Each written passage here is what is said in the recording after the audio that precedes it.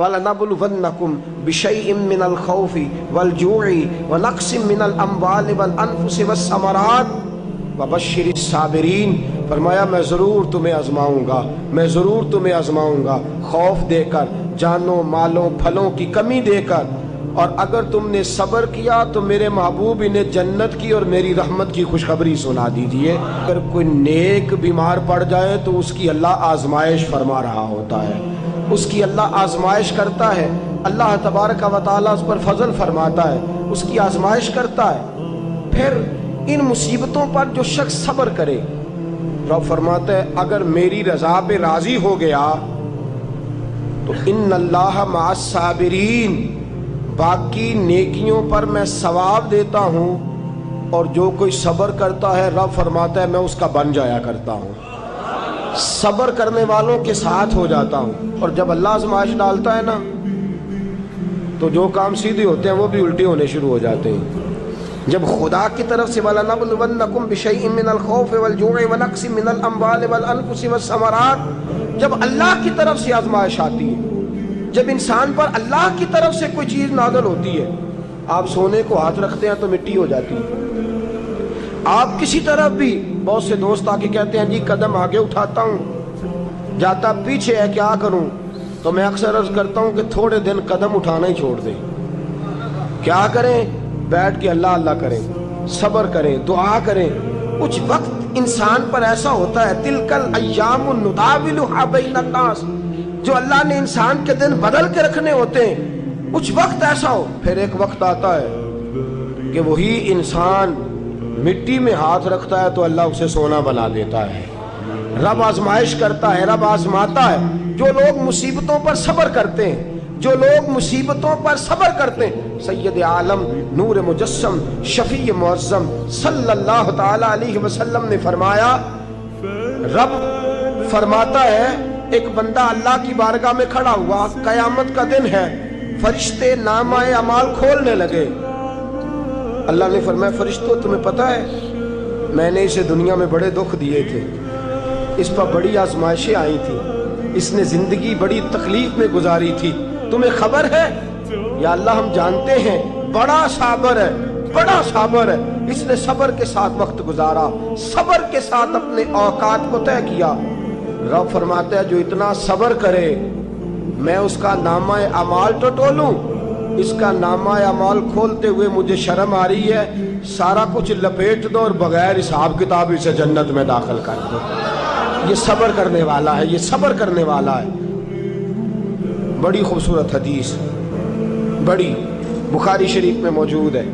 بخاری شریف کی یہ حدیث ایسی ہے جسے میں جب بھی پڑھتا ہوں میں چوم لیتا ہوں۔ حدیث کیا ہے؟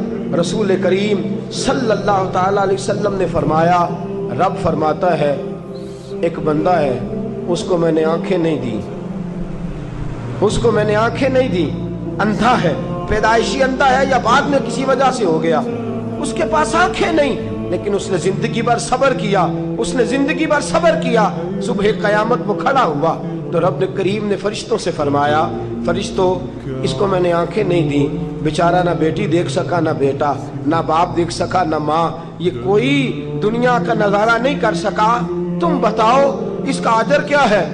فرشتے کہتے ہیں مولا جنت کا اعلیٰ درجہ دے دے، اللہ اسے بے حساب بخش دے۔ رب فرماتے اس نے ساری زندگی بغیر آنکھوں کے صبر کیا ہے، اسے صرف جنت نہیں ملے گی بلکہ آج اسے اس کا رب اپنا دیدار بھی کرائے گا۔ فرمایا قیامت میں لوگ جنت کے نظارے کریں گے اور یہ اللہ کا دیدار کرے گا، اس کو رب کریم کے جلوے دکھائے جائیں گے، اس لیے کہ یہ صابر رہا۔ اور میرے اعلیٰ حضرت فاضل بریلوی رحمۃ اللہ علیہ فرماتے ہیں جو صابر ہوتا ہے نا، توجہ ہے آپ کی، میری بات کی سمجھ آ رہی ہے؟ اعلیٰ حضرت فرماتے ہیں بڑا قیمتی جملہ، فرماتے ہیں جو صابر ہوتا ہے وہ سکون میں ہوتا ہے۔ شیخ سعدی رحمۃ اللہ تعالیٰ علیہ کے پاس ایک شخص آیا، کہنے لگا حضرت جی دیکھیں نا میرے پاس اتنے بھی پیسے نہیں کہ میں جوتے لے سکوں۔ وہ فرمایا صبر کر اللہ دے گا۔ کہنے لگا جی صبر ہی کیا ساری عمر، اس نے جوتے لینے کے برابر بھی پیسے نہیں دیے، ننگے پاؤں پھر رہا ہوں۔ شیخ سعدی رحمۃ اللہ تعالیٰ علیہ نے اس کا بازو تھاما، ایک گھر میں لے گئے، دروازے پہ دستک دی، گھر کا مالک باہر آیا، اس نے دونوں طرف بیساکھیاں پکڑی ہوئی ہیں، ٹانگیں تو ہیں پر پیر ہی کوئی نہیں۔ فرمانے لگے بتا یہ اچھا ہے کہ تو؟ کہنے لگا جی میں آپ سے بھی معافی مانگتا ہوں، اپنے رب سے بھی معافی مانگتا ہوں۔ نبی پاک صلی اللہ تعالی علیہ وسلم نے فرمایا خدا اگر تجھے مصیبت دیتا ہے نا، اور ان مصیبتوں پر جب اللہ تجھے قیامت میں اجر دے گا تو تیرا دل چاہے گا کاش سکون ہوتا ہی نہ، آزمائشیں ہی آزمائشیں ہوتی، تو وہ اجر دیکھے گا۔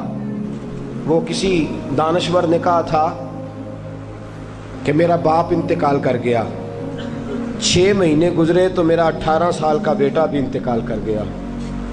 کہنے لگے میں نے اپنے 80 سال کے باپ کا جنازہ اٹھایا تو میری کمر نہیں جھکی، لیکن جب 18 سال کے بیٹے کا جنازہ اٹھانے لگا تو میری کمر جھک گئی، اور رو کے کہنے لگا لوگوں باپ کا جنازہ پڑھنا آسان ہے، دعا کرو کسی کو بیٹے کا جنازہ نہ پڑھنا پڑ جائے، بڑا مشکل کام ہے، بڑا کٹھن مرحلہ ہے۔ حضرت ابو ہریرہ رضی اللہ تعالیٰ عنہ فرماتے ہیں اللہ کے محبوب صلی اللہ تعالیٰ علیہ وآلہ وسلم کے صاحبزادے جناب ابراہیم علیہ السلام فرماتے ہیں حضور کے صاحبزادے آپ رات کو جب ان کی ولادت ہوئی تو نبی کریم علیہ السلام ہمارے درمیان آئے۔ جاگیے ذرا غور فرمائیے گا بات پہ۔ سید عالم صلی اللہ علیہ وسلم تشریف لائے اور ہم نے حضور کے چہرے کو چمکتے دیکھا۔ ہم نے کہا یا رسول اللہ موڈ مبارک بڑا اچھا ہے، حضور کوئی خیر کی خبر ہے؟ فرمایا مجھے مبارک دو، اللہ نے مجھے بیٹا عطا فرمایا ہے۔ فرماتے ہیں اگلے ہی دن، ایک روایت ہے کچھ عرصے کے بعد، ایک روایت ہے اگلے ہی دن ظہر کے بعد میرے محبوب نے پیار کرنے کے لیے بیٹا اٹھایا اور صاحبزادے کی سانسیں اکھڑنے لگی۔ رسول پاک کے صاحبزادے نبی پاک کے مقدس ہاتھوں میں سانسیں اکھڑ رہی ہیں، حضور کے دستے مبارک میں صاحبزادے نے وصال کر دیا۔ آنکھیں بند کی تو نبی کریم کی مقدس آنکھوں میں آنسو آئے۔ رات خوشی تھی، رات حضور مبارکیں وصول کر رہے تھے، رات مسکرا رہے تھے، ایک ہی تو رات گزری ہے، 24 ہی تو گھنٹے ہوئے ہیں، آنکھوں میں آنسو بھر آئے ہیں۔ حضرت عبداللہ ابن عمر رضی اللہ تعالیٰ عنہ عرض کرتے ہیں یا رسول اللہ آپ رو رہے ہیں؟ حضور صاحبزادے کا انتقال ہوا تو رو رہے ہیں؟